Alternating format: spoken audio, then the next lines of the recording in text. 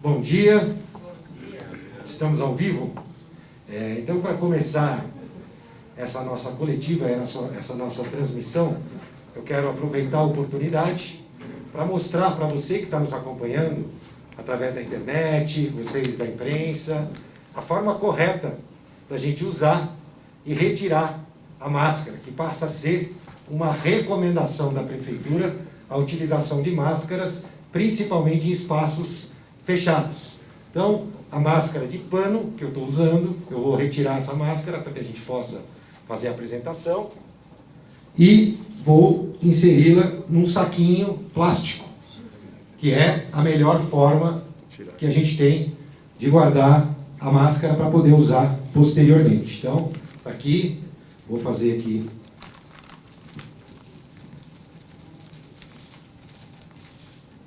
saquinho plástico, está aqui guardado. Quero agradecer a presença dos vereadores, Robertinho da Padaria, Ciborgue, José Dimas, Roberto do Eleven, Juvenil Silvério, Sérgio Camargo, eu vi aqui também, né?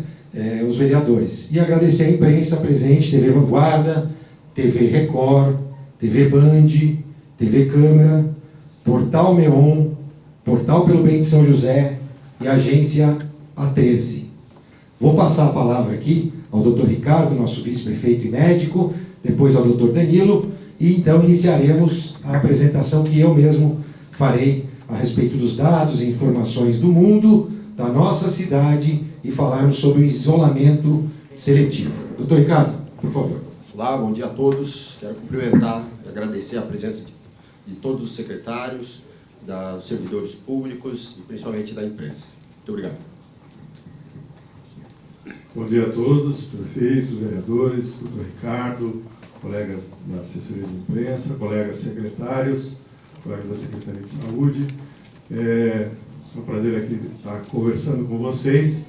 E é importante reforçar o trabalho do Comitê de Enfrentamento à pandemia do Covid, que nós formamos no início do mês de março, através de um decreto que foi instituído esse comitê, que vem se reunindo toda segunda, quarta e sexta para discutir os dados, os números, as informações científicas, os nossos resultados de notificação, internação e UTI e óbito, que todas essas pessoas que têm médicos, infectologistas, enfermeiros, administradores, dentistas, das mais diversas áreas, e também gestores hospitalares, alguns empresários também nesse comitê, que trazem instrumentos, trazem informações para que o prefeito tome as decisões adequadas, que, como a gente tem visto nos números, vem dando bom resultado. Então, um agradecimento forte a essas pessoas, que todas as reuniões estão presentes lá na Secretaria de Saúde, se comprometendo realmente com a população de São José. Obrigado.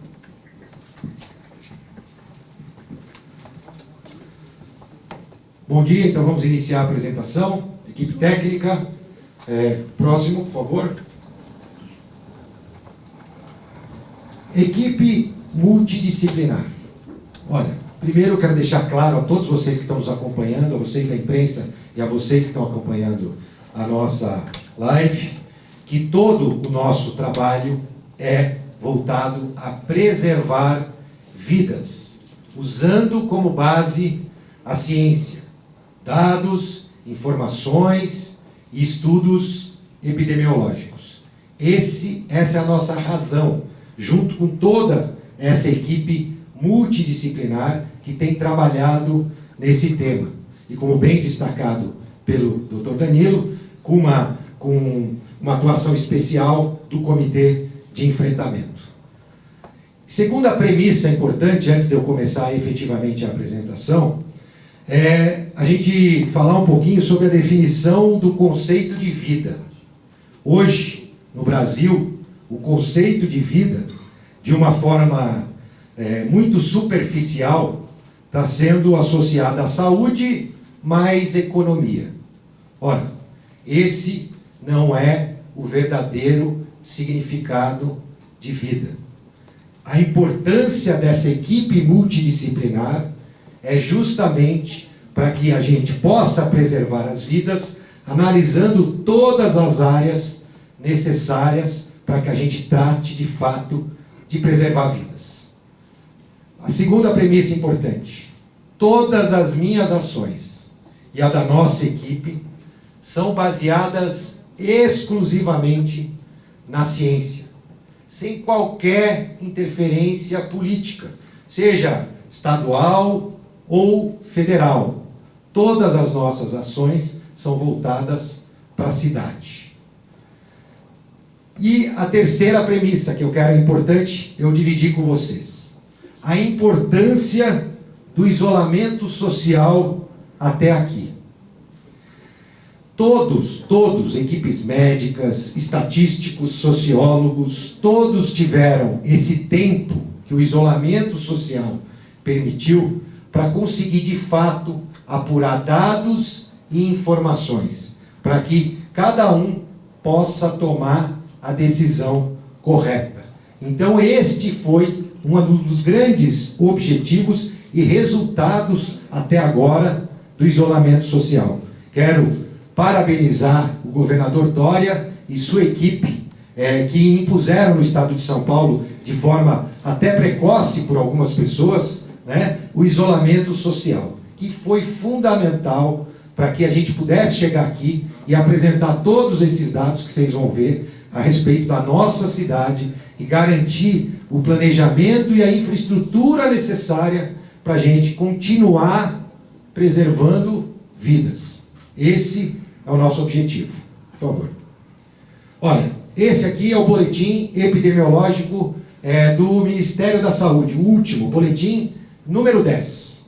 E aqui eu quero ajudar vocês a interpretar esta tabela. É muito comum as pessoas interpretarem a tabela, que tem todos os países, olhando os casos confirmados. Por que isso é um grande erro? Porque cada país tem uma metodologia diferente de testagem. Então você não pode comparar um país com o outro. Até mesmo o Brasil, que já mudou 2 vezes a sua metodologia. Não a metodologia, mas o procedimento de testagem. No início era para os pacientes com grau médio, hoje são só para os pacientes internados. Daqui a pouco nós vamos mudar pela 3ª vez, que vão ser os testes rápidos. Então, você usar como base dados confirmados para tentar comparar países é um grande erro. Ora, aí nós temos os óbitos e a letalidade.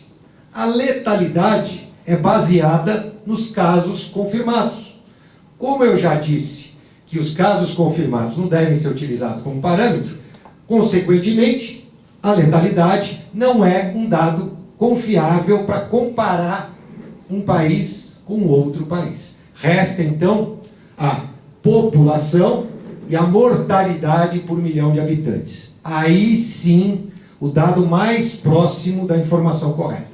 E aqui a gente tem Estados Unidos com 101 mortos por milhão de habitantes, a França, vamos pegar aqui a Alemanha, está aqui a Alemanha, deixa eu ver, Bélgica, Alemanha, 47 óbitos por milhão de habitantes. E aqui nós temos o Brasil, com 9 óbitos por milhão de habitantes. Um número 5 vezes inferior ao case de sucesso que é a Alemanha. E eu vou mostrar outras informações. Essa é uma informação que vocês têm que ficar com vocês, porque daqui a pouco a gente vai tentar entender por que o Brasil está com esses dados. Vamos para o próximo. Essa é a taxa de mortalidade por milhão de habitantes, comparando aqui uma série de países do mundo. Nós estamos aqui, né, com os 9 óbitos por milhão de habitantes. Se vocês repararem, nós vamos falar um pouquinho depois, países do leste europeu estão por aqui também. E se vocês repararem, nem aparecem aqui, países do hemisfério sul. Vamos tratar um pouco sobre esse tema. Vamos falar sobre esse dado. Vamos falar sobre ciência. Informação para preservar vidas. Próximo.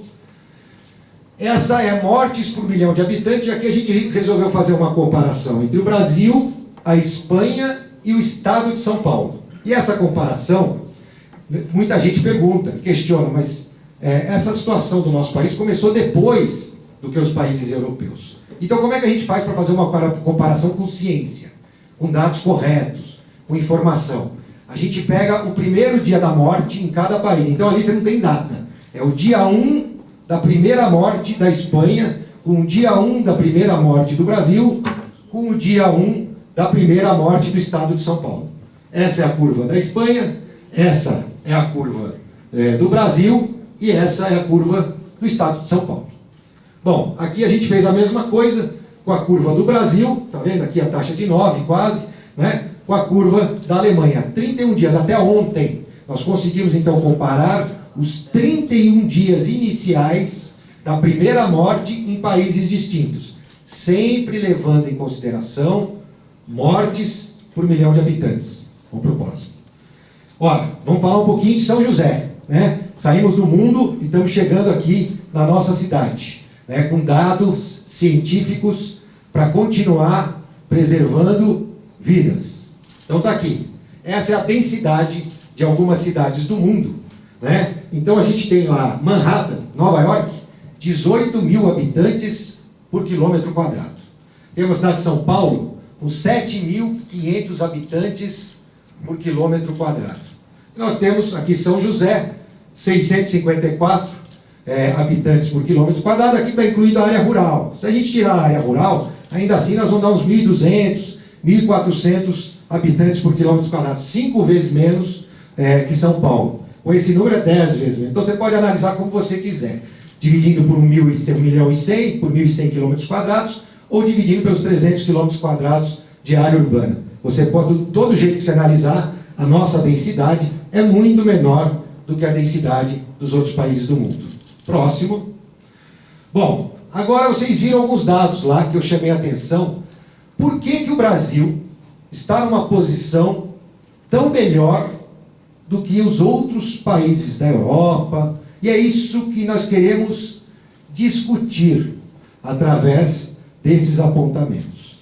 O que a gente tem visto no mundo, primeiro, é importante ressaltar que trata-se de uma pandemia nova, onde existem muitas informações, e aqui a gente não quer dividir percentualmente a importância de cada situação dessa para o bom resultado do Brasil, porque isso a gente não vai conseguir fazer. Nós queremos falar de cada ponto desse e tentar entender por que o nosso país está tão diferente em relação aos dados do resto do mundo.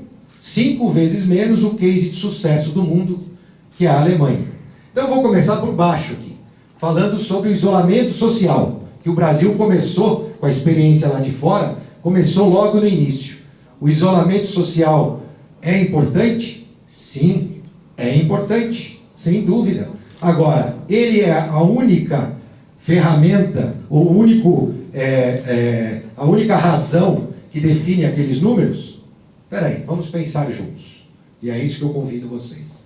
Primeiro, clima, né, a temperatura e a umidade do país. Lembra que eu falei sobre o hemisfério sul? Os países do hemisfério sul têm uma taxa, estão no verão. Consequentemente, tem uma taxa de mortalidade por milhão de habitantes muito menor.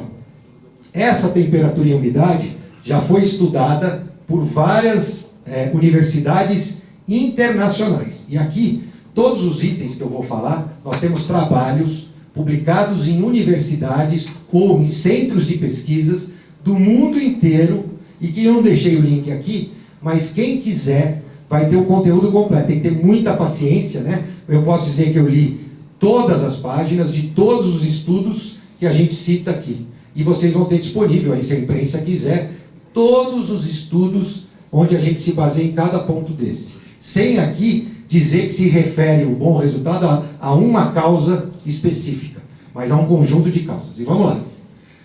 A outra coisa importante que vocês vão ver, né, e vocês já estão vendo, é que esta apresentação oferece um volume de informação e de dados, né, que a nossa equipe multidisciplinar e o comitê apurou, e eu vou, sem medo de errar, dizer que vocês não verão esse volume de dados na apresentação do Ministério da Saúde, na apresentação de qualquer Secretaria de Estado da Saúde dos Estados brasileiros. Nós fomos a fundo em cada ponto desse, baseado na ciência, baseados em estudos científicos.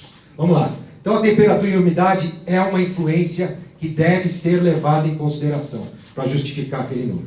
Distribuição etária. Ora, todos nós sabemos que a distribuição etária do nosso país é muito diferente dos países europeus. Vou até mostrar, vamos para o próximo, depois volto. Acho que tem o próximo. Essa aqui é a nossa pirâmide etária. Olha lá, o número de idosos, a gente sabe bem, né? O Brasil é um país jovem, está começando a envelhecer, né? Mas é um país, comparado com os países da Europa, um país jovem. Volta para mim. Lembrando também que a grande maioria, se vocês pesquisarem, vocês vão ver, mas vamos falar um pouquinho, na distribuição etária, existe aí um caráter social. Nos países europeus e nos Estados Unidos, as famílias saem de casa e os pais ficam. Vão ficando mais velhos e vão para casas de idosos, diferente dos nossos asilos. Eles mesmos acabam morando com um grupo de idosos. E se vocês forem ver as notícias do mundo inteiro, a grande maioria da mortalidade aconteceu justamente nestas casas de convívio dos idosos. Os idosos têm condomínios, casas, locais onde eles se reúnem e vivem em conjunto. Também a gente tem vários artigos que mostram que tem sido grande foco na Europa e nos Estados Unidos essas casas dos idosos, os focos da alta mortalidade. Bom, a terceira é vacinação BCG. Eu não sei se algum de vocês já escutou falar sobre isso. Vários estudos, tem na Austrália, Portugal, vários estudos. Lembra que eu falei sobre os países do leste europeu lá atrás? Falei, vamos olhar um pouquinho aqui a questão do leste europeu. E vou aqui dar informações para vocês. Todos os países que têm vacinação em massa de vacina BCG para tuberculose têm um baixo índice de mortalidade. Então, na Europa, só tem um país que dá a BCG. A BCG é aquela da marquinha, né? Todo mundo fica com a marquinha. Aqui no Brasil, se eu não me engano, desde 1942, né? Onde essa vacina é aplicada. Já existem muitos cientistas pesquisando a influência da vacinação BCG na mortalidade, ou até mesmo na gravidade da doença. Vacinação BCG. Então, os países do leste europeu, todos têm vacina BCG. Estados Unidos não tem vacina BCG obrigatória.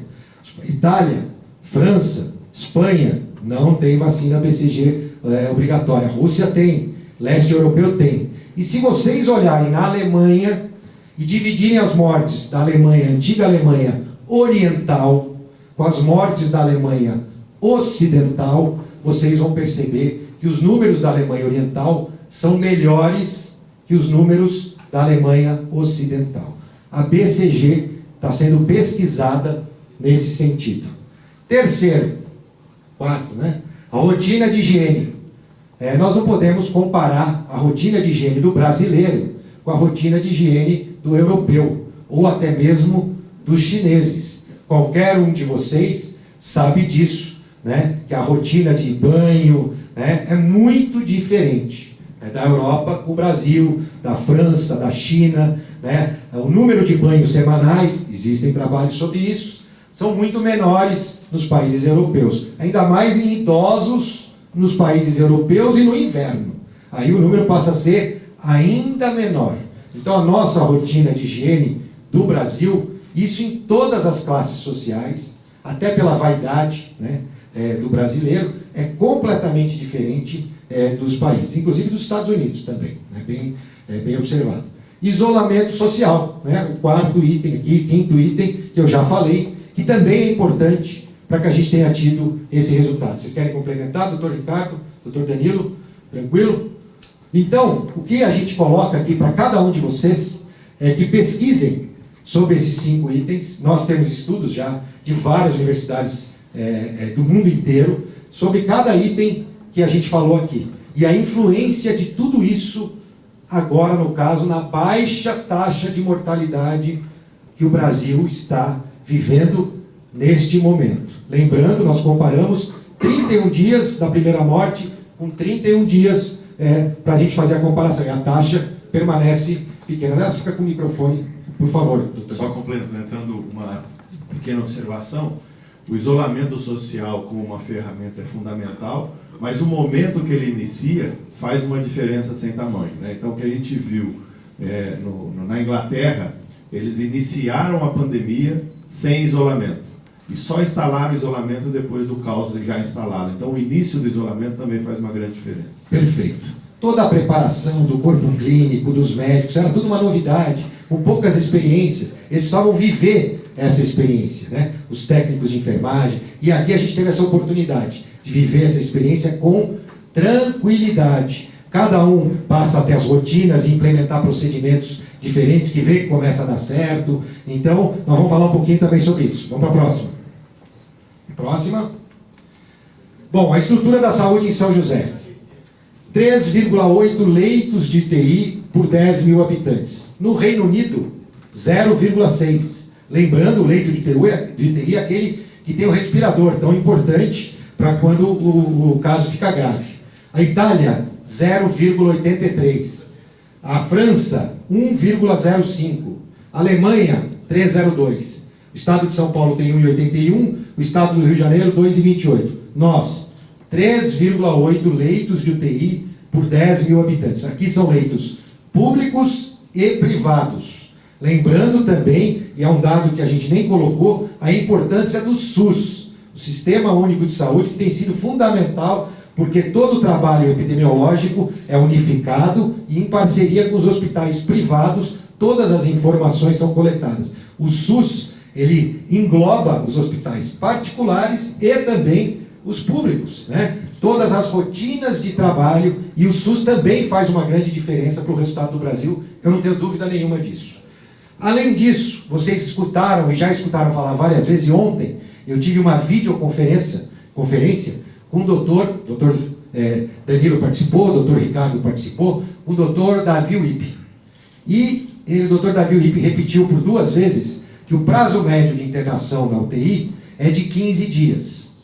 Eu, então, questionei o doutor Davi Wippe se esse número que ele apresentava de 15 dias era um número da realidade europeia ou era um levantamento feito já nos hospitais de São Paulo ou no Brasil.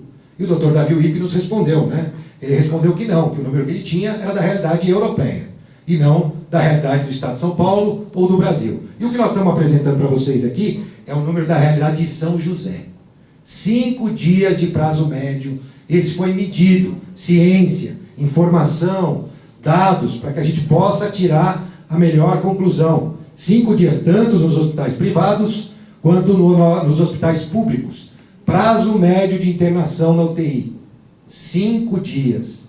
Bem diferente dos 15 dias que a gente tem visto da Europa. Talvez muitos daquelas situações e a qualidade do nosso corpo médico do Brasil. Bem diferente também de muitos países da Europa, né? A gente sabe que tem muitos países que o corpo clínico médico tem uma qualidade inferior ao nosso corpo técnico, clínico e médico brasileiro. Além da criatividade do brasileiro, que tem sido muito importante quando você se depara com uma situação que ninguém ainda viveu. Então, e a gente ainda teve a vantagem de ouvir um pouco do que tinha acontecido antes lá na Europa. 5 dias, então, a média real. E já conversei com outros prefeitos de outras cidades, o prazo é muito parecido. Acabei de falar com o prefeito de Mogi, que me falou que lá é 6 dias o prazo médio de internação no UTI. Vamos para o próximo.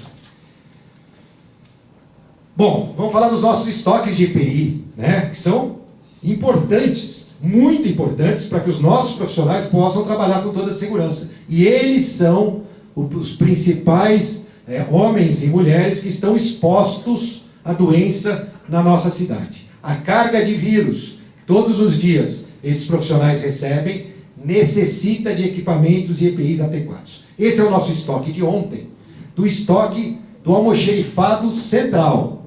Além desse estoque, nós temos já distribuídos em todas as UBSs, nas UPAs, no hospital. Aqui é o que nós temos no almoxerifado central. Então, são 1.669.000 pares de luvas, 30.200 máscaras, já foi comprado 1 milhão de unidades, elas chegam todos os dias, esse estoque tem variação diária. Roupas de proteção, são 22.286 unidades. as toucas, 59.800 toucas, e álcool, 70%, 5.477 litros, 70%, né, de álcool, tanto gel como álcool líquido. Então, por favor, doutor Danilo.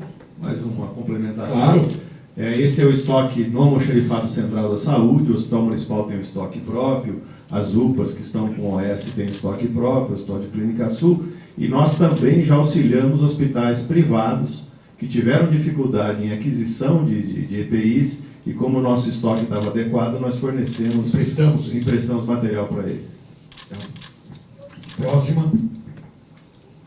As ações realizadas, eu não vou detalhar aqui, são várias ações, aqui ela é multidisciplinar, quero agradecer a presença de todos os secretários, todas as decisões também são divididas com os secretários de todas as pastas, e aqui a gente teve ações das várias pastas, da educação com a distribuição da merenda, enfim, eu não vou citar todos, mas aqui tem todo o dia a dia, tanto do trabalho da Secretaria de Saúde, do Comitê, como das outras pastas. Próximo. As ações da saúde, né, vocês sabem, a adequação das UBS, com a forma de atendimento e protocolos, as UPAs com espaços independentes para os pacientes com gripe, a nova ala de atendimento para o coronavírus no HM e higienização. Algumas ações, né, que vocês já conhecem, já inclusive destacaram e divulgaram. Próxima. Esse é o último boletim epidemiológico. Aqui eu coloquei uma outra novidadezinha para vocês, que a gente não divulga porque este dado está dentro deste. Né? Ali é o boletim do HM de ontem. Né? Então é a situação do Hospital Municipal. Nós tínhamos lá 10 internados, 4 na UTI, 3 no ventilador, né? E 6 pessoas na enfermaria do Hospital Municipal. Aqui já são os dados compilados.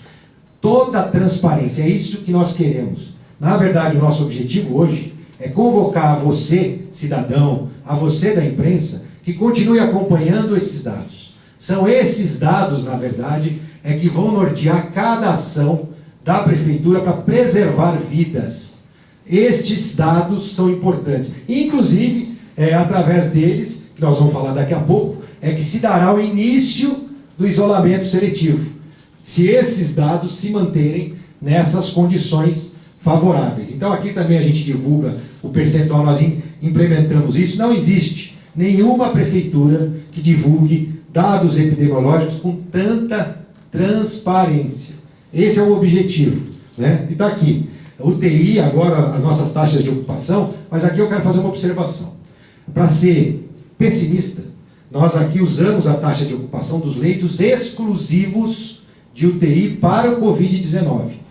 Nós temos mais do que o dobro de leitos de UTI na cidade, que vão ser utilizados, claro, se necessário. Mas cada hospital reservou uma ala e um número de UTIs e parou de fazer as cirurgias eletivas. Então as outras UTIs também estão vazias ou muito ociosas. Então esse dado aqui, se a gente fosse levar em consideração todas as UTIs disponíveis na cidade, cairia para 8%.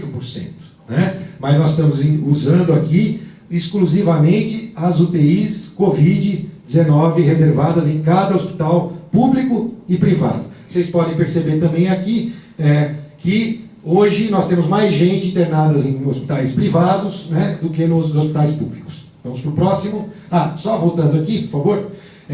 Então esse aqui é do Hospital Municipal. Nós já temos o teste, que é o teste do PCR, que é o teste correto, que é feito nos nossos pacientes que estão internados. Então a gente já tem, diferente do início, né, que a gente ainda aguarda resultados de exames e de óbitos, agora a gente já faz em 24 horas, 48 horas? 48 horas nós já temos o resultado para confirmar ou não. Então dos 10 que estão internados, 2 já deram negativos para a Covid, mas eles continuam na ala até para que eles não sejam transferidos para outra ala, mas eles estão na ala do Covid, mas já deram resultado negativo. Então não 10, na verdade são 8. Né? Então a gente agora tem o teste em 48 horas e o teste correto, que é o teste do PCR, que é feito, né, com aquele cotonete. Esse é o teste que a Prefeitura tem disponível para os pacientes internados na rede pública. Exatamente o mesmo teste que a rede privada faz. Né? Mas parece que essa semana o governo do estado prometeu zerar essa fila aqui, ó, dos casos suspeitos. Então, portanto, a gente deve ter aqui muitos casos essa semana que vão passar a casos positivos, por conta do represamento dos testes, não por conta da data que ele foi suspeito. Tanto é que nós vamos fazer um relatório, vamos mostrar As mortes, provavelmente, nós vamos ter daqui desses 16, algumas que não, mas não são mortes desta semana. São mortes lá do início, são óbitos do início do processo em relação ao Covid. Vamos para o próximo? Bom, São José dos Campos é a única cidade do estado de São Paulo que resolveu fazer uma pesquisa amostral científica para determinar a quantidade de pessoas contaminadas. Nenhuma cidade tem isso. E se vocês quiserem, tem um estudo americano mostrando, não me lembro o nome da universidade, mostrando que este é a melhor metodologia para a gente conseguir determinar o número de contaminados. E é uma pesquisa que a gente fez com aquele teste, aí o outro tipo, teste rápido, uma pesquisa de anticorpos, para ver quem já teve a doença e já curou da doença. Portanto, esse dado que vocês vão ver aqui é um dado, no mínimo, 3%. Ele pode ter uma variação aqui de pessoas que estavam contaminadas e o teste não detectou. Inicialmente seriam feitas 600 amostras, foram feitas 450 amostras, ok? Durante 2 dias, e isso nos levou ao dado de 3,11% da população contaminada, com 22.392 pessoas que já foram contaminadas por esse estudo científico e que não pode parar. Daqui a 15 dias, a gente vai ter que repetir esse teste. Mais 15 dias, a gente tem que repetir essa pesquisa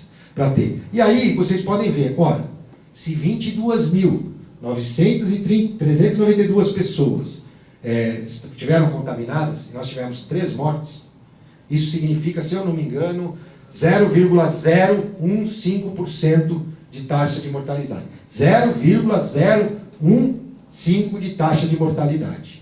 Então, mostra que o número de pessoas assintomáticas é muito maior do que o número de pessoas que acabam tendo complicações. Por isso que as pessoas que têm comorbidades, os idosos, têm que permanecer isolados. É o isolamento seletivo.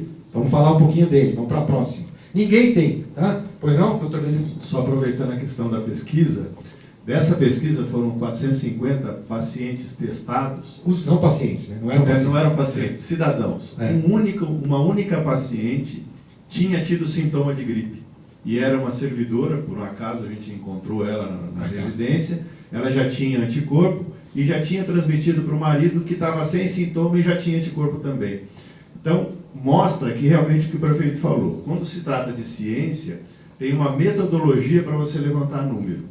Quando você só dosa, só testa quem está doente, você tem a sua visão extremamente míope. Você não tem a realidade total, né? E se tem um estudo londrino dizendo que provavelmente em alguns países do mundo, 80% da população iam ficar doentes.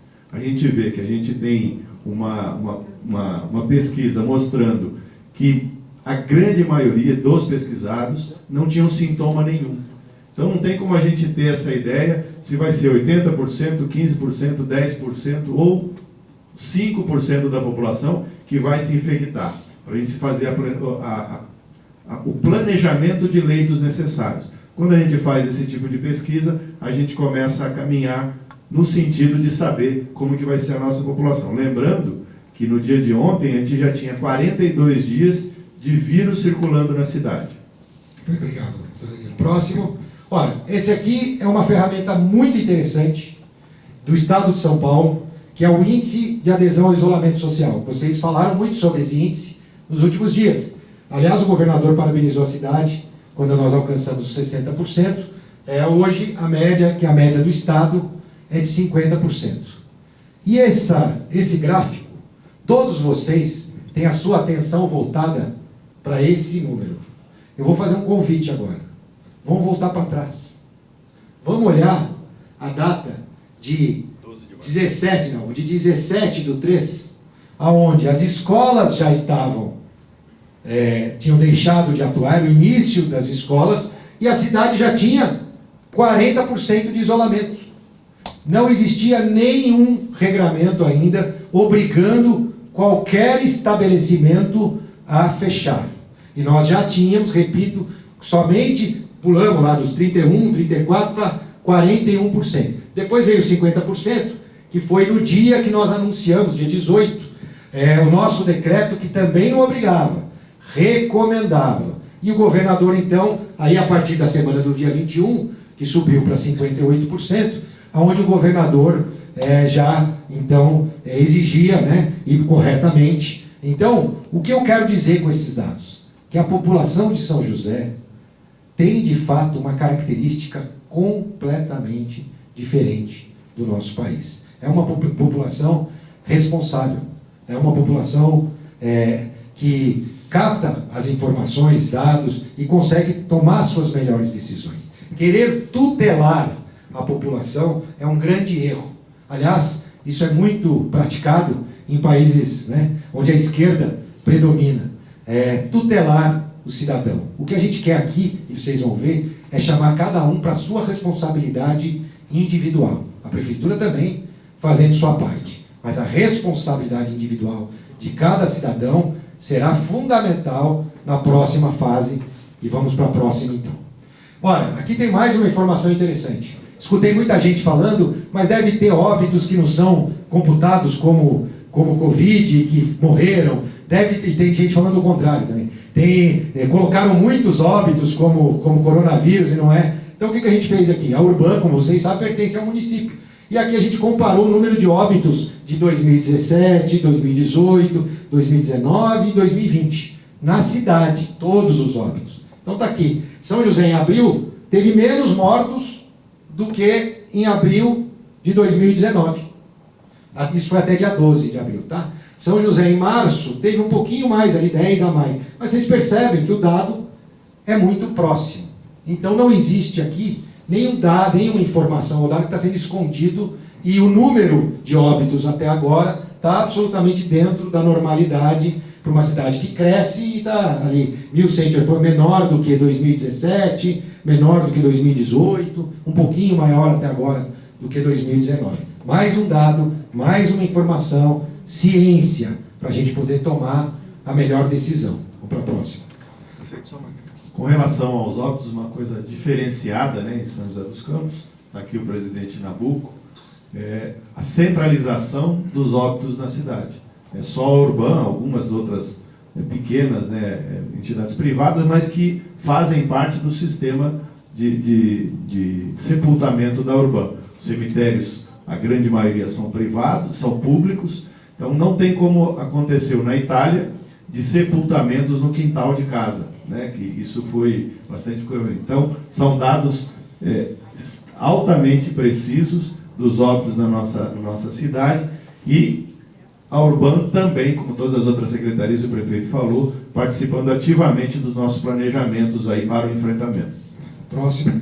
Vamos falar agora sobre isolamento seletivo. Ensinar você que está acompanhando o que você deve fazer. E deve continuar em casa, sim, principalmente quem tem comorbidade. Vou falar um pouquinho sobre isso. Mas antes de falar sobre isolamento seletivo, eu quero dizer que eu recebi muitas mensagens parabenizando pela minha coragem. Primeiro, eu quero agradecer a quem me mandou essas mensagens. Segundo, eu quero dizer que não tem nenhum ato de coragem aqui, como vocês mesmo puderam ver. Coragem é quando a gente se aventura em algum espaço desconhecido, em algum desafio desconhecido. Aqui não existe nenhum ato de coragem. É ciência, informação, dados, escutar as pessoas, escutar os técnicos. Eu quero agradecer, mas tenho a convicção, junto com a nossa equipe, que não, aqui ninguém quis, com ato de coragem, se transformar em algum herói.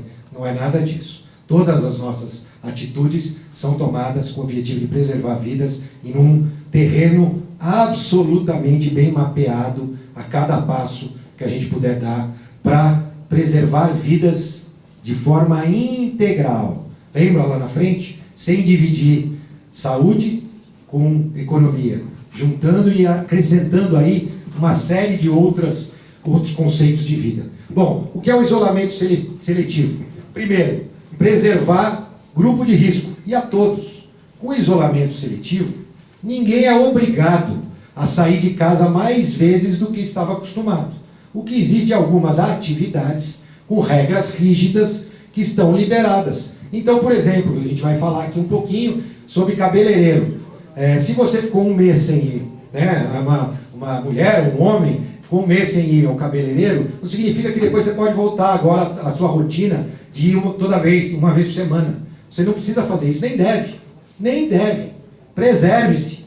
Fique em casa. O isolamento seletivo não muda absolutamente nada da nossa recomendação para que as pessoas fiquem em casa. Mas ele também dá oportunidade, não comercial, mas oportunidade de vida, para que algumas pessoas possam voltar às suas atividades. Vamos falar sobre, então, a preservação dos grupos de risco, que os idosos devem permanecer, os nossos doentes crônicos, nossas crianças. Não existe nenhuma previsão de volta às aulas antes do final de maio. Posso até antecipar para você. Não vejo isso, nenhuma possibilidade nesse sentido, nem na cidade, nem em qualquer outra cidade. Então, evitar aglomerações e concentrações, o que já é feito no isolamento social, exatamente igual. E aqui tem um tema muito importante, eu falei rapidamente. Responsabilidade individual. É você sair de casa para fazer o que é necessário. Você passou um mês, quer fazer a sua compra de um vestuário, você vai poder ir numa loja que vende vestuário, fazer a sua compra. Você quer comemorar lá, comprar um brinquedo para o seu filho, você vai poder sair e ir lá comprar um brinquedo para o seu filho. É esse o objetivo. Precisa de um serviço, de uma prestação de serviço, você vai poder. E aquelas pessoas que têm as atividades permitidas a partir, então, do dia 27, como vocês viram no decreto, e sob condição, nós vamos falar sobre isso, elas sim é que estarão todos os dias indo ao trabalho. Mas você, que é a grande maioria, permaneça em casa. Ninguém aqui, com esse isolamento seletivo, está convidando aqueles que preferem ficar em casa ou retirando aqueles que estão em casa e levando para o dia a dia da cidade. Não façam.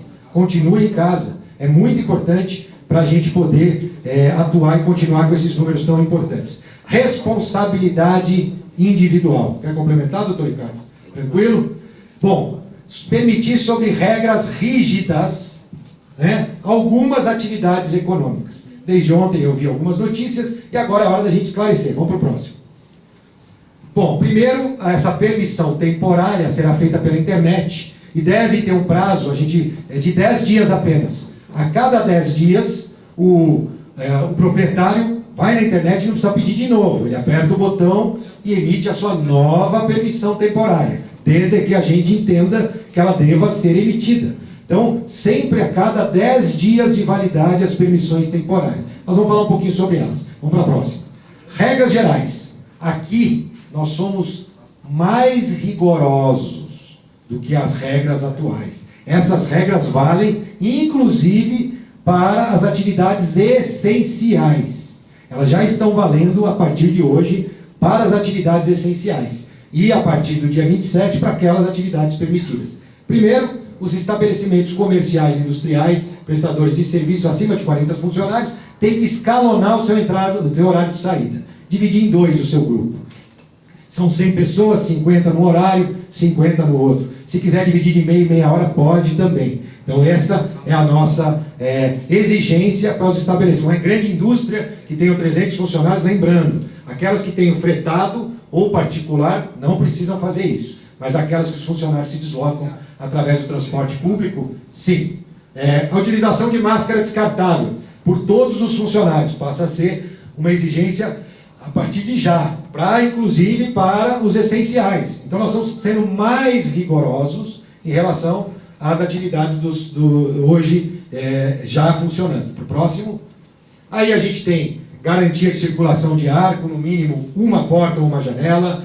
Caixas e guichê, aqui é preferencialmente, nós não estamos obrigando, até porque a grande maioria dos supermercados já fez isso, uma proteção de policarbonato, mas nós vamos cobrar e notificar para que os outros que não fizeram façam, como uma sugestão, preferencialmente para proteger o funcionário e para proteger o cidadão, uma divisão de policarbonato, ou de vidro, funcionários e proprietários com idade superior a 60 anos, a evitar que não trabalhem. Aqui existe a legislação trabalhista, que também cuida disso, e as regras são para atividades essenciais e para as permissões temporárias. Então as atividades essenciais, a partir de amanhã ou segunda-feira, já começam a ter que seguir essas regras também. Tá? E nas temporárias, além dessas regras, nós vamos ter as regras específicas. Vamos para a próxima.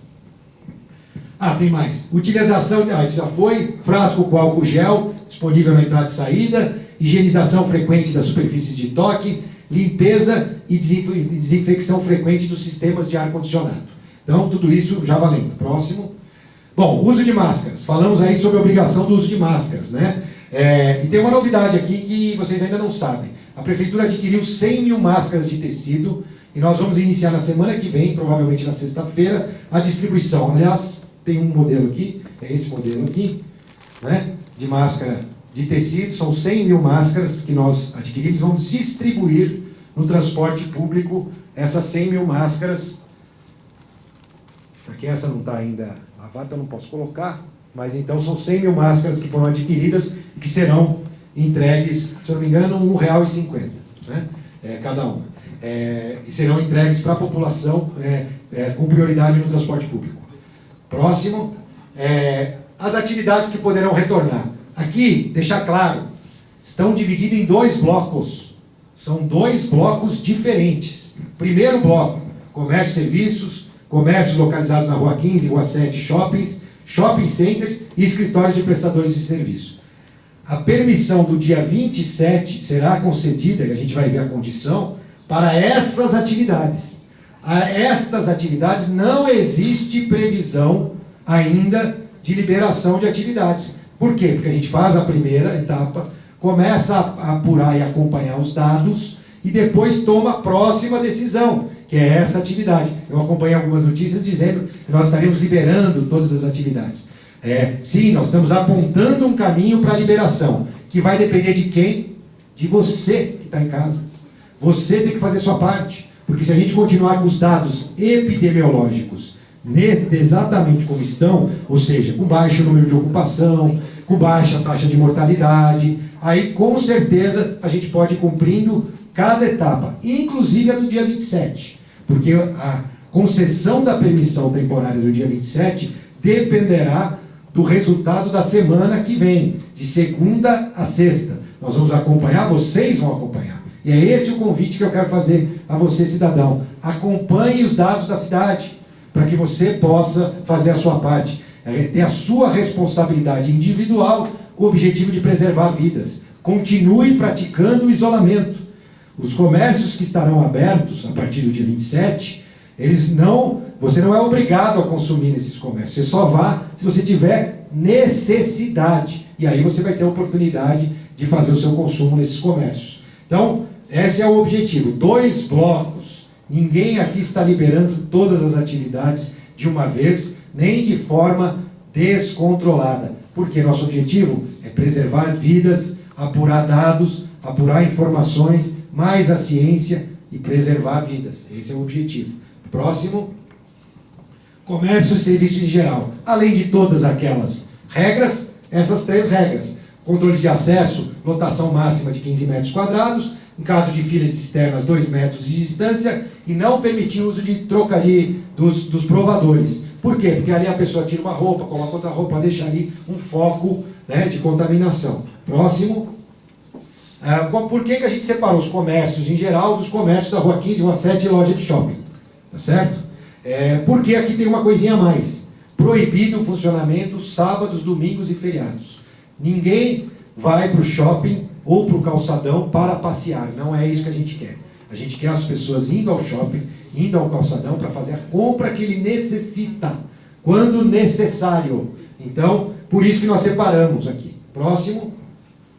Shopping center. Obrigatório funcionamento no período integral. O shopping que quiser abrir, lembrando, isso aqui não estamos obrigando também nenhum comerciante a abrir o seu estabelecimento, né? Ele abre se ele entender que é melhor para ele, ou para a cidade. Então aí ele pode abrir o seu estabelecimento. O shopping que quiser abrir o seu estabelecimento, e aqui eu vou até fazer uma parte. Se você, comerciante, ou você, cidadão, achar que essa atitude e essa volta ao funcionamento está diretamente relacionado com a economia, que a partir do dia 28 tudo vai mudar, que as pessoas estarão então em outras condições econômicas, está cometendo um grave erro. Essa crise vai permanecer, tanto para o comerciante quanto para o cidadão. Não é a abertura desses comércios que vão salvar a questão econômica. Elas vão ajudar, elas vão contribuir, mas eu diria que elas vão contribuir muito mais do ponto de vista psicológico e de preservação da vida do que de resultado econômico mundo-financeiro. Né? Tem muitas pessoas que eu conheço, e aí lembrem da nossa equipe multidisciplinar, psicólogos, sociólogos, muitas pessoas que têm como sua missão de vida abrir a sua loja e oferecer os seus serviços. Então esta é a oportunidade que a gente começa a dar para essas pessoas. Então, os shoppings, obrigatório funcionamento das 10 às 22, manter as praças de alimentação fechadas. As praças de alimentação são um grande foco. Uma pessoa usa uma mesa, a outra pessoa usa a mesa, grande foco de contaminação. Só delivery nas praças, como já tem hoje. Né? Proibido funcionar, óbvio, cinema. Aqui eu quero fazer uma outra parte. Todas as atividades que não estão citadas aqui continuam proibidas. Então, se alguém me perguntar, academias continuam proibidas, por enquanto. Vamos fazendo aos poucos, né? Assim como vamos fazendo esses 2 primeiros blocos. Cinemas, buffets infantis continuam proibidas, não terão sua permissão de funcionamento emitidas. Proibido o funcionamento ao sábado e domingo, higienizar a cada 30 minutos escadas. Vamos para a próxima. Shopping center, escritórios, tudo isso que eu estou falando tem aí nos documentos que vocês receberam. Né? Garantir 1,5 metro de distância entre funcionários, álcool gel, escalonar, atendimento individual, escritório aqui, álcool gel próximo, escalonar a entrada, já está independente do número de funcionários, importante os escritórios escalonarem a entrada, e claro, preferência para o home office. Se conseguir manter as atividades do escritório em home office, vamos permanecer para aquele escritório que possa. Ninguém está sendo obrigado a voltar às atividades do seu escritório, no seu escritório de advocacia, no seu escritório de engenharia. Não há necessidade. Continue fazendo em home office aquilo que é possível e passe também a utilizar os seus equipamentos fisicamente ou para uma parte dos seus funcionários. Próximo. Salão de beleza, né? Atendimento individual, com agendamento prévio ou não, vedada a espera de clientes no interior do estabelecimento ou fila externa, que é vedado.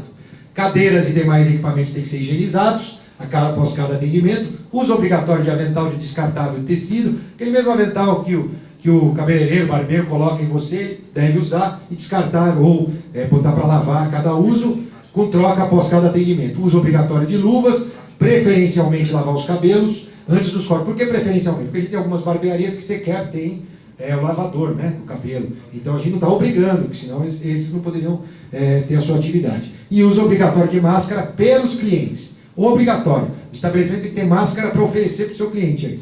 Né? Então, ele pode vender a máscara, pode dar, e fica a critério de cada estabelecimento. Mas ele precisa fornecer máscara para o cliente também. Bom, próximo. Olha, eu aqui vou falar só desse tema, até porque bares, padarias e restaurantes não tem data definida ainda para a sua abertura. Primeiro nós vamos acompanhar os dados, né? E o que nós deixamos claro, que eu quero compartilhar com vocês? Nós deixamos claro que tudo vai depender do resultado epidemiológico desta semana, até o dia 24, onde nós vamos analisar os dados, liberar a licença pelo sistema, para que as empresas possam pedir, para que na segunda-feira todos tenham a sua permissão temporária de funcionamento. Aqui eu vou falar de vale para todos, né? Mas 2,5 metros de distância entre as mesas, a mesa tem que ser usada em metade da capacidade dela, se for de 4 lugares, 2, servir apenas empratado, prato feito. Não pode servir aquelas travessas para você colocar no seu prato, tem que ser prato feito. Proibido o self-service, proibido o rodízio, proibido o consumo no balcão e na calçada. Tem aí restaurantes, bares, que às vezes tem um pessoalzinho que fica na calçada, naquela limitação que é permitida, mas não será permitida. E o fechamento 22 horas. Ou seja, não é para ir para o restaurante para passear, é para ir para o restaurante para se alimentar, para comer, né? Não para confraternizar, até porque você não vai poder sentar na mesma mesa, porque se tiver muita gente, vai ter que ir separando por mesas. Então, este é o objetivo. Nem vou entrar em detalhes do resto, vamos em frente. Porque é uma segunda etapa que ainda não tem data definida, mas já tem regra definida. Próximo. Aqui, lembrando, a permissão, vocês estão com a permissão temporária aí? Pode distribuir para cada um. A permissão temporária, vocês vão ver, ela é requisitada pelo sistema e emitida, e a pessoa tem que afixar essa permissão na porta do seu estabelecimento. Aí ele vai poder ter a sua atividade, porque aqui tem as regras todinhas que ele deve aplicar, para ele depois não alegar que ele não sabia. E vou dizer uma coisa para vocês, hein? Esta semana a fiscalização vai ser muito rigorosa. Se algum estabelecimento estiver aberto, esse estabelecimento vai ser multado e não será permitida mais a emissão da permissão, a permissão temporária. Então, se alguma atividade que nós elencamos aqui resolver abrir, porque entendeu mal ou não leu direito a matéria da imprensa, que tem prestado um grande papel de informação até agora na nossa cidade e no nosso país, né? Se alguém aqui resolver abrir estabelecimento, não, o prefeito disse que podia, vai ser multado e não vai poder mais ter a sua permissão temporária de funcionamento emitida. Nós vamos ser rigorosos essa semana, hein? Cada um tem que fazer a sua parte para que a gente possa começar com segurança, preservando vidas e também cuidando da vida como um todo. Próxima, para terminar, e eu não por acaso, fiz questão de colocar no início e no fim a importância de uma equipe multidisciplinar. Repito, nenhum de vocês viu tanta quantidade de informação em nenhuma apresentação do governo federal, do governo estadual, do Ministério da Saúde, das secretarias de saúde, com tanto dado, tanta informação científica como o que a gente apresentou. Então, todos os passos que nós estamos dando é com muita segurança. Segurança, com um único objetivo: preservar vidas. E você continue fazendo a sua parte. Fique em casa. Só saia se for necessário. E a partir do dia 27, nós teremos uma outra equipe de trabalhadores que vão se juntar aos trabalhadores que já estão nas ruas hoje, dos serviços essenciais, para prestar serviço para você. E eles só vão poder continuar aberto por mais 10 dias e mais 10 dias, se você continuar fazendo a sua parte. Mantendo o isolamento, ficando em casa, saindo apenas se necessário. Então é esse o compromisso que eu quero fazer junto com vocês, de responsabilidade individual, para a gente coletivamente cuidar de cada um. Aos idosos, aos doentes com comorbidade, permaneçam em suas casas. O isolamento seletivo é mais uma ferramenta que nós estamos utilizando com um único objetivo: preservar as vidas das pessoas. Obrigado e uma boa tarde a todos. Por favor. As perguntas, né? Vamos lá, puxar as mesas. Puxa uma cadeira aqui para mim. Agora a gente vai abrir para as perguntas. Eu gostaria de saber dos veículos que estão aqui presentes, que vocês têm prioridade nas perguntas, né? Se alguém gostaria de fazer uma pergunta direta para o prefeito, só chega mais para lá. Dr. Ricardo, Dr. Danilo. Família, pode fazer daí mesmo, família? Pode.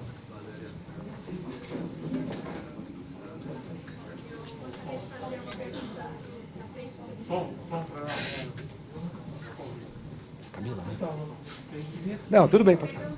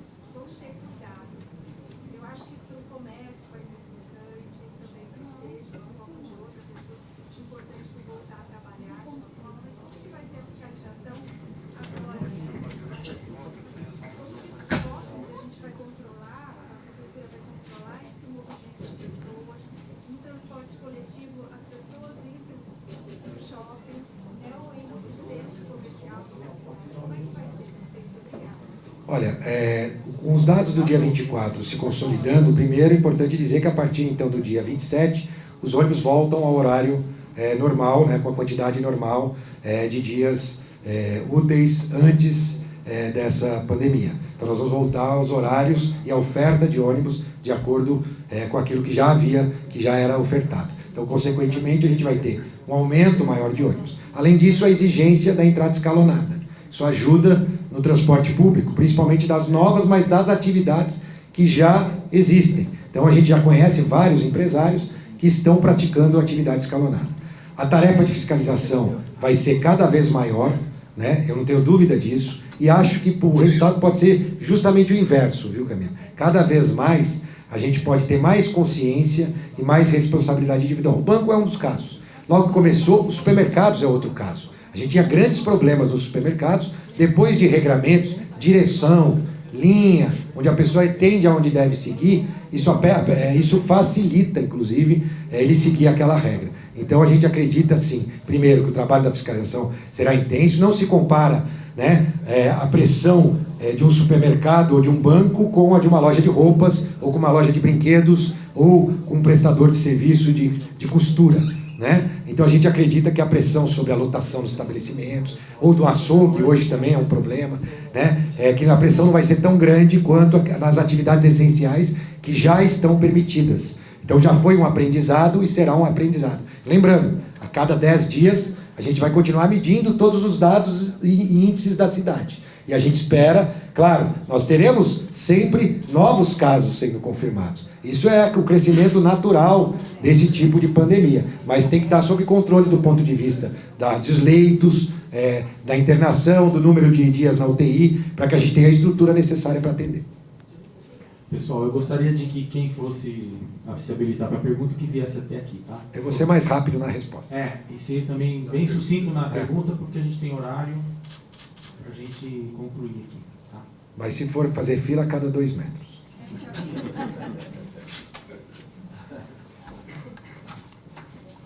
Perfeito. Sim? Bom dia, tudo bem? Tudo. Queria que o senhor comentasse sobre a questão das entregas. Vai ser permitido apenas o serviço de delivery? Os estabelecimentos do ramo gastronômico vão poder fazer entregas no balcão? Como é que vai ficar isso? Hoje não muda absolutamente nada para o grupo 2. O grupo 2 permanece exatamente como está. Dia 27 é o grupo 1 que começa a atuar. Após o dia 27 nós vamos começar a apurar e medir, provavelmente mais uma semana, para então tratar do grupo 2. Quando o grupo 2, então, passar a poder ter atividades, não, as atividades passam a ser liberadas sim, para entregas no balcão, para sentar nas mesas, baseando nas regras específicas que foram apresentadas aqui. Então sim, mas somente após a permissão temporária de funcionamento. A partir de segunda-feira não existe nenhuma alteração para o grupo dos bares, lanchonetes e padarias. Eles continuam funcionando exatamente com o regramento de hoje. Vamos lá? Bom dia, prefeito, bom dia a todos. Marcelo, do Pelo Bem de São José. Primeiramente, parabéns pela explicação, muito convincente, muito lógica, né, e tira um pouco do pânico que existe sobre a população. Eu tenho 3 questões. Primeiro, os ambulantes. Por exemplo, quem vende um caldo de cana, quem tem um carrinho de cachorro-quente, como que será? Haverá liberação para esse tipo de atividade? A partir do dia 27. Tá. Então, os ambulantes credenciados. Não, no dia 27 é a primeira etapa. Todas as atividades não começam na semana que vem. Até vazou aí um decreto, que não era a versão final, muita gente recebeu até, mas não é verdade. É dia 27, se os resultados epidemiológicos disserem que a gente vai poder, de fato, emitir a permissão temporária. Então, essa semana que vem é fundamental para a gente poder, de fato, liberar as permissões temporárias e aí os ambulantes cadastrados, aqueles que têm licença, poderão atuar. Tá, questão das igrejas, haverá alguma mudança?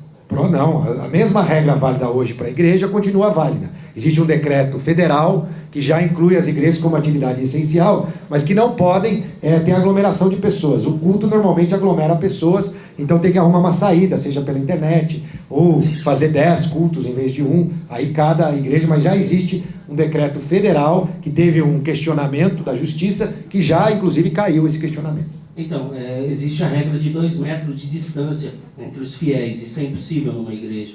Tem como a prefeitura mudar isso? Não, nenhuma alteração. E... Nenhuma alteração neste momento em relação às igrejas. Deixa eu ver, tem mais uma. Quando entra no site essa autorização? Então... No dia 24, que é o dia que nós vamos analisar todos os números da cidade e passar, então, a chegar à conclusão, podemos ir adiante. Então, dia 24 e no dia 25 as permissões já terão emitidas para no dia 27 vocês já poderem, aquelas atividades, repito, do grupo 1, que não inclui bar, não inclui restaurante, não inclui lanchonete, do grupo 1. E o que vai precisar para baixar essa? Nós vamos falar um pouquinho aqui depois, acho que nem deu tempo de mostrar. É muito simples, os dados da empresa, CNPJ, uma foto de alguns casos da fachada, né? No restaurante é grupo 2, mas quando tiver os restaurantes habilitados, porque não estarão nem aparecendo na permissão, nessa primeira etapa, então alguns restaurantes também a foto do salão com as mesas dispostas da forma correta. Mas é um comprovante da inscrição municipal e é uma foto da fachada, além do preenchimento normal dos dados. Ok, valeu, obrigado. Mais alguma pergunta? Tá aqui atrás, ó. Dá uma rodadinha, vai rodando para mostrar. O senhor falou da fiscalização que vai ser um pouco mais dura, né? Assim, a multa de 5 mil ela vai continuar ou ela vai, ou no caso se abrir, ela já vai perder essa emissão, né? Essa permissão de funcionamento? Não, multa de 5 mil, reincidência 10 mil e perde a possibilidade da emissão temporária enquanto durar a quarentena. Perde a possibilidade. Claro, estou falando dos não essenciais, né?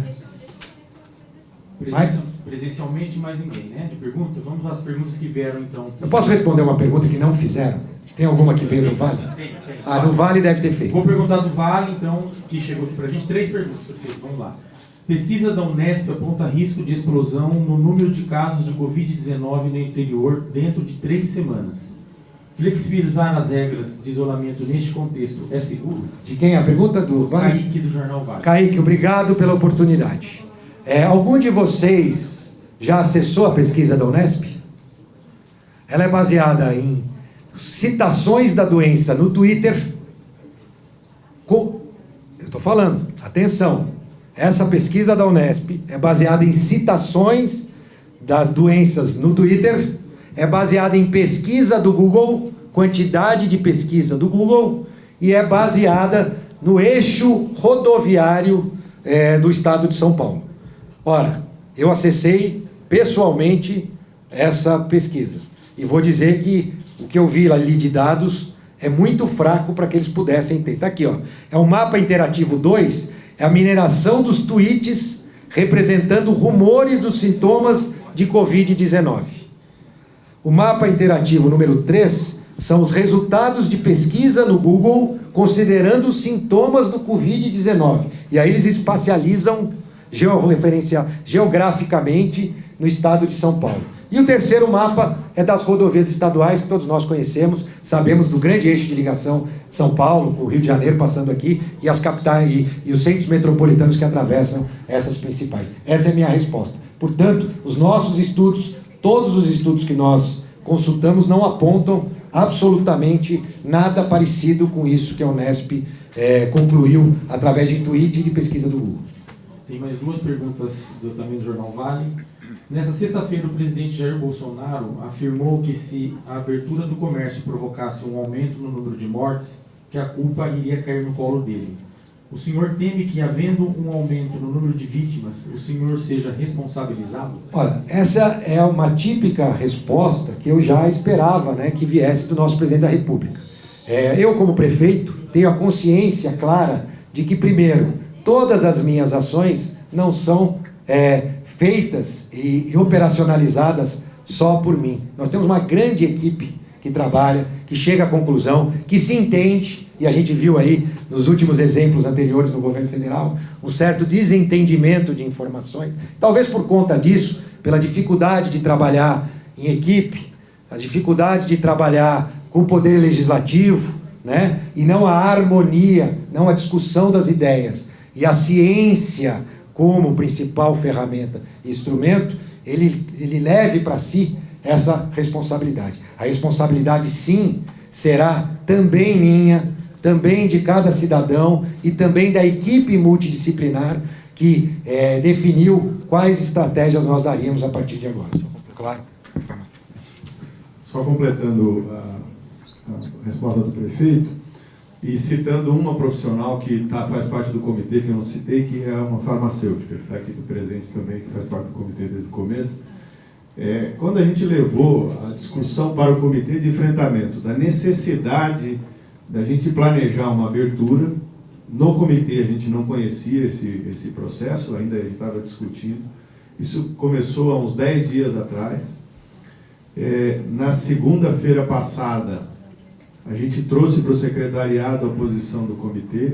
Quando eu apresentei esse instrumento para o comitê no dia de ontem, na quarta-feira já tinha sido unânime a posição do comitê, 100% dos membros do comitê, mais os convidados que nós levamos, aprovaram a forma do nosso isolamento seletivo. Então, não é uma decisão do prefeito, não é uma decisão do secretário, do vice-prefeito.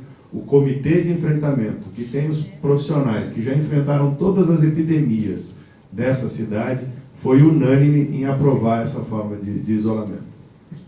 Ok, mais uma pergunta, bem dentro desse contexto, que acho que o senhor já até respondeu, prefeito. A decisão tomada por São José vai na contramão da orientação da OMS e do Palácio dos Bandeirantes. O senhor avalia que a OMS e o governo João Dória estão errados? Excelente pergunta, né? Primeiro, nos nossos considerandos do decreto, você vai ver, inclusive, que ele vai ao encontro do próprio boletim epidemiológico, se não me engano, número 7, né? Do próprio Ministério da Saúde. Mas é uma grande oportunidade para eu dizer o seguinte, para você, eu sei que tem muita gente de outras cidades que estão assistindo. Nós não queremos de forma nenhuma servir de cola e copia para nenhuma cidade do Brasil. Cada cidade tem que entender a sua realidade, tem que entender os seus números. A solução que nós estamos apresentando serve para São José dos Campos, para a estrutura que nós temos. Cada prefeito, cada gestor tem que analisar os seus dados, a sua informação, conhecer a característica do seu cidadão. Então nós não estamos aqui querendo servir de modelo para ser copiado por nenhuma cidade. O que a gente pode é disponibilizar essa apresentação para todas as cidades, para que elas possam apurar os seus dados, os seus números e tomarem as suas decisões. Da mesma forma que isso vale para cidades, vale para o governo do Estado. Portanto, o governador aplicou uma solução que ele entende que vale, com os dados que ele tem do governo do Estado como um todo, mas com os nossos dados, com a ciência e as informações que nós temos, nós entendemos que a melhor forma de atuar é distinta. Isso não nos coloca de forma nenhuma em conflito com o governador João Dória, que, repito, teve com o principal defensor do isolamento social, que até aqui foi muito importante. Só mais uma. Sim? Completando mais uma vez, a posição do Ministério da Saúde, seguindo a Organização Mundial de Saúde, é que cada cidade tem o seu perfil. Então, toda cidade, para poder pensar num isolamento diferenciado, né, um isolamento seletivo, teria que ter condições de leitos hospitalares e leitos de UTI, condições adequadas de notificação dos casos, números controlados de crescimento da curva, testagem no município ou na região. Então, todos esses requisitos São José tem, agora a gente adquirindo testes que a gente já vem fazendo no Hospital Municipal, todos os requisitos a gente está completo. Esse dado que o prefeito colocou, de 5 dias de média de internação em UTI e 20% de ocupação da rede, já se mantém há pelo menos 4 semanas. Então, mesmo tendo um crescimento de casos, não está descontrolando o nosso sistema. E a proposta do prefeito é que essa permissão é periódica, de 10 em 10 dias. Os números mudaram, a gente muda o critério, sem sombra de dúvida, é o dado que a gente vai trazer para o prefeito para que a gente tome a medida mais correta. A pergunta do jornalista Ângelo Ananias, na Rádio Piratininga. Como o município pretende se comportar diante de uma eventual punição do governo estadual ao comércio que abrir suas portas em São José, contrariando o decreto do governo de São Paulo? A Prefeitura de São José vai arcar com essa conta ou a decisão de flexibilizar o funcionamento de comércios em São José foi costurada nos bastidores e tem o respaldo ou conhecimento do governador? Olha, eu estive no governo de São Paulo na quarta-feira, se não me engano, conversando com o vice-governador, conversando com o Vignoli. Não existe nada. Apresentei o que São José estava estudando, apresentei a eles. Eles ainda estavam estudando os passos da decisão do governador. O Supremo já também definiu que os municípios podem implementar as suas decisões, seja para ser mais rigoroso ou para poder, dentro dos critérios, dentro dos dados. Agora, a gente sempre corre um risco de questionamento, né? Por isso que a gente tem a base científica, todos os dados que eu posso dizer sem medo de errar, que nenhuma cidade hoje tem para defender a nossa posição. E caso venha a acontecer, não acredito do governo de São Paulo, mas acredito talvez de algum questionamento judicial, e a gente vai mostrar os dados, vai mostrar as informações, vai fazer essa apresentação ao longo dessa semana. Nós também vamos chamar os juízes, os promotores, e fazer a mesma apresentação que nós fizemos aqui, para que eles conheçam o porquê que nós tomamos essa decisão.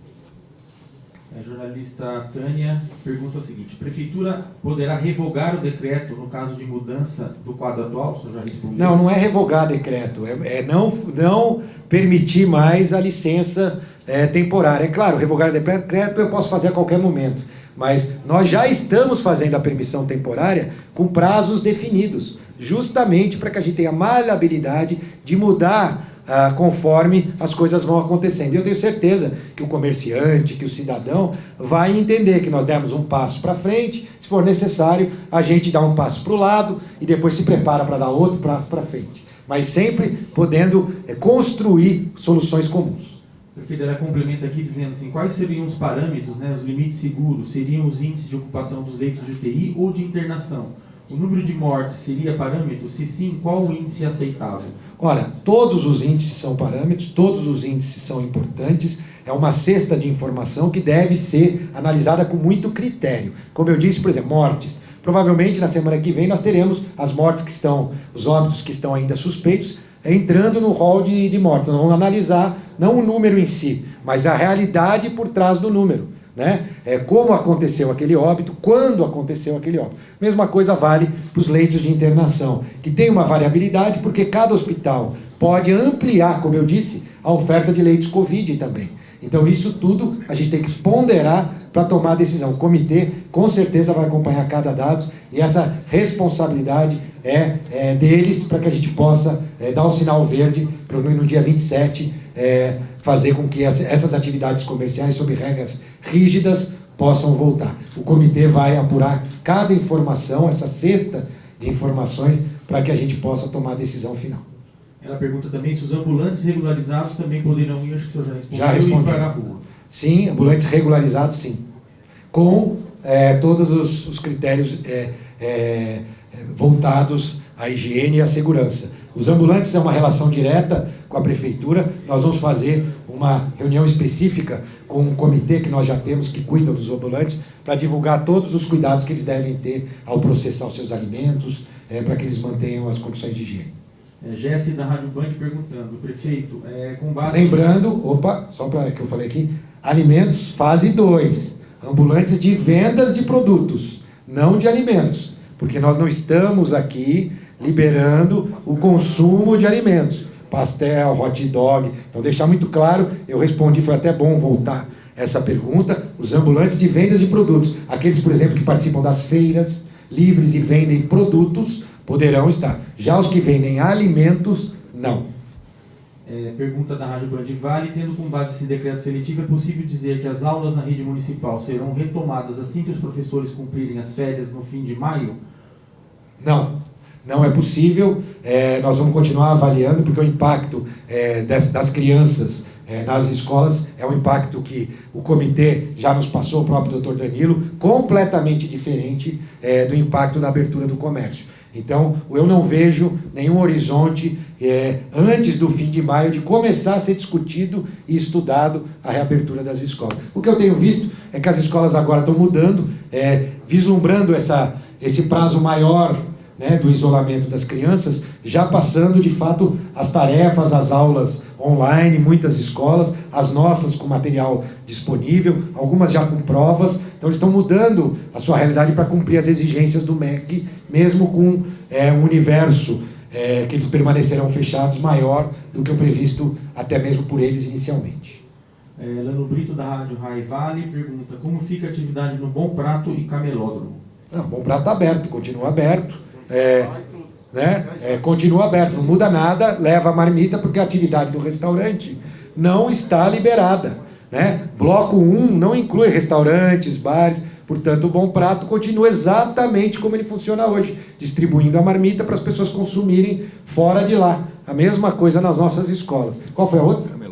Camelódromo. Sim, Camelódromo também, as lojas do Camelódromo poderão atuar, nós vamos fazer regras específicas, como é uma permissão dada pelo município, nós vamos trabalhar com os camelódromos sem ser aqueles que vendem alimentação, apenas o de produtos. Alimentação, não há nenhuma mudança, nenhuma alteração, né? Se existe algum quiosque ali dentro da rodoviária que já fazia delivery, pode continuar fazendo, mas não atendendo o balcão, não é permitido. Então as atividades comerciais que estão liberadas também para os ambulantes e os shoppings populares. Pergunta do portal Aquarius Life: por que foi realizado somente 450 testes e não 600? E se haverá mais testes em massa e quando, se isso for acontecer? Com 3% das pessoas já com anticorpo, a prefeitura irá flexibilizar o isolamento? Você já respondeu. Você quer... Com relação à quantidade, é um modelo matemático estatístico, né? Um estatístico, um profissional que realiza, né, especializado nisso, ele calcula qual o tamanho da amostra, de número de pessoas é necessário para um determinado objetivo para representar a cidade inteira. Então, isso é um modelo matemático que é utilizado, inclusive, em pesquisas eleitorais, é o mesmo modelo que é praticado. Lembrando só, porque era 600, então eu vou explicar.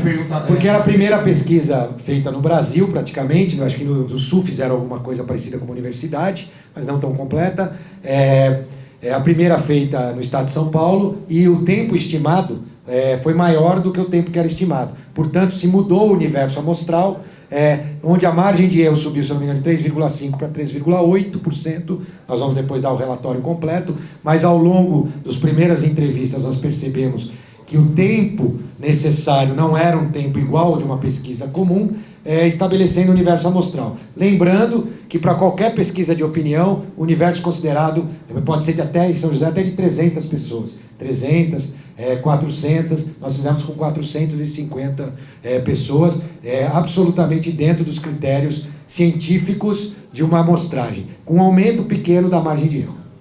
Ele complementa com uma última pergunta, dizendo que se o senhor não teme que a abertura de shoppings e bares, que pessoas de outras cidades venham para São José. Aí ele questiona a questão das academias, qual o motivo de não ter flexibilização para elas? Vamos lá, primeiro, bares, eu vou repetir, nós não temos data nenhuma prevista para a liberação de bares e restaurantes. Se você é dono de um bar, você não pode abrir, você tem que continuar funcionando exatamente como você funciona hoje. Se você tem um restaurante, isso será dado numa segunda etapa, e ali sim a gente vai analisar os primeiros dados, os impactos da primeira etapa. Como vocês viram, a gente tem muita ferramenta, tem o indicador do Estado, tem os nossos indicadores, todas as ferramentas necessárias para poder dar o segundo passo, que vai ser em conjunto, inclusive, com a sociedade, com muita transparência. Sobre as academias, a forma de atuação das academias são completamente diferentes, já que normalmente as aulas se dão em conjunto e a manipulação de equipamentos, no caso de musculação, são muito maiores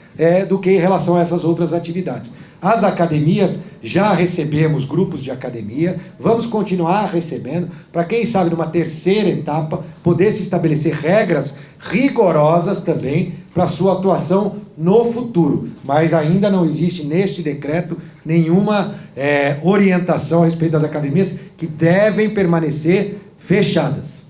Agora aqui acabou, não tem mais perguntas, então a gente pode concluir. Uma palavrinha de conclusão sua? Bom, primeiro, como eu falei, a questão do comitê, o prefeito, os secretários, o vice-prefeito, essas decisões são tomadas em conjunto, não é uma decisão do prefeito.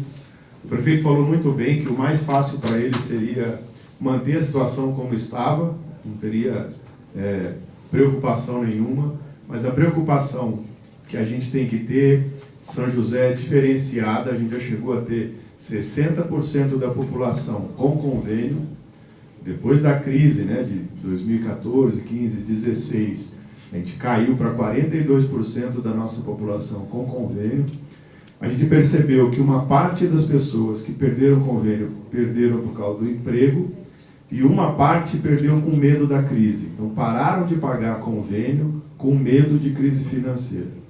Uma das preocupações que a gente tem, que a estrutura de São José é muito bem servida, como vocês viram o prefeito montando, de leitos de UTI, leito de hospitalização, mas que o Sistema Único de Saúde é separado entre saúde pública e saúde suplementar. Ou seja, os convênios fazem parte do Sistema Único de Saúde e são peças fundamentais para esse enfrentamento. Quando a gente percebe que as pessoas têm medo do futuro, a primeira coisa que eles cortam é o convênio médico. E aí, sem sombra de dúvida, no evoluir dessa crise, a gente teria uma crise também na saúde pública por essa migração de pacientes. Então, graças à segurança que nós tivemos de manter o número de internações reduzidos, número de internações em UTI reduzido, número de óbito reduzido, graças ao entendimento da população, o decreto feito precocemente, sem a gente ter quase casos internados, o prefeito fez o decreto do isolamento social, a gente conseguiu o que todo mundo queria, achatar a curva. Agora, o que a gente não pode é segurar por 4 meses esse isolamento do jeito que está e depois abrir tudo sem critério, porque ninguém aguenta ficar 4 meses nesse isolamento. Aí, sem sombra de dúvida, o que a gente vai fazer é transferir o pico da curva. E aí a gente tem um grande problema em julho, setembro, lá na frente. Então, qual que é a nossa ideia? Como vocês viram dos números que a gente tem no nosso boletim, a gente tem 70% dos infectados são jovens, que não internaram. Infelizmente, 70% dos óbitos são idosos. Então, o que a gente tem que continuar fazendo? Preservar o nosso idoso. Ele tem que ficar em casa, protegido, porque é ele que morre.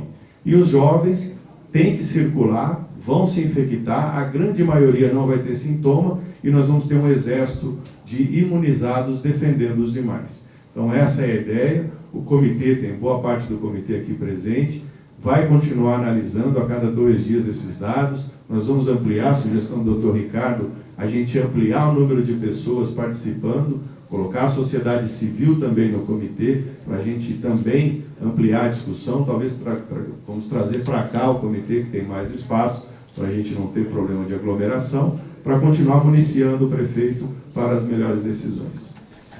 Obrigado. Quero aproveitar o momento para fazer um agradecimento a todos os profissionais dos serviços essenciais que continuaram trabalhando. Então, os profissionais de saúde, né, os profissionais da comunicação e jornalismo, né, o pessoal aí da limpeza, manutenção, os funcionários de mercados, supermercados, farmácias, nosso muito obrigado. Queria reforçar as palavras do prefeito, né? É fundamental que todos nós tenhamos equilíbrio e responsabilidade em nossas ações, né? O isolamento seletivo não significa que a gente possa relaxar os cuidados do indivíduo, né? Então, manter bons hábitos de higiene, manter o distanciamento físico entre as pessoas e, principalmente, o bom senso, continuam sendo a melhor forma de prevenção. Muito obrigado. Obrigado. Bom, eu quero, para encerrar, primeiro dizer mais uma vez a importância da ciência, das informações, dos dados nas tomadas de decisão. E também a importância das relações. E eu aqui quero aproveitar e agradecer a esses 2 grandes médicos que, ao longo de todo esse processo, têm dado um grande apoio a mim, né, me respaldando com muitos dados, informações, com ciência pura, com o maior volume possível de informação e de dados. Então, quero agradecer a vocês 2, agradecer às equipes, a equipe multidisciplinar, ao comitê. Cada ação que a cidade vai tomar não se baseia em critérios políticos ou qualquer outro critério que a não ser a ciência. Preservar vidas, a vida no conceito amplo da palavra. Muito obrigado, fique em casa, pratique o isolamento seletivo, saindo apenas se necessário. E a você que a partir do dia 27 vai se juntar ao grupo de profissionais dos serviços essenciais, seu cuidado deve ser redobrado ao sair para o trabalho, a voltar para a sua casa. É possível você mudar a sua rotina e permanecer com toda a segurança necessária. E a você, mais uma vez, nós vamos reforçar o pedido para ficar em casa e sair somente se for necessário. Obrigado e um bom dia a todos.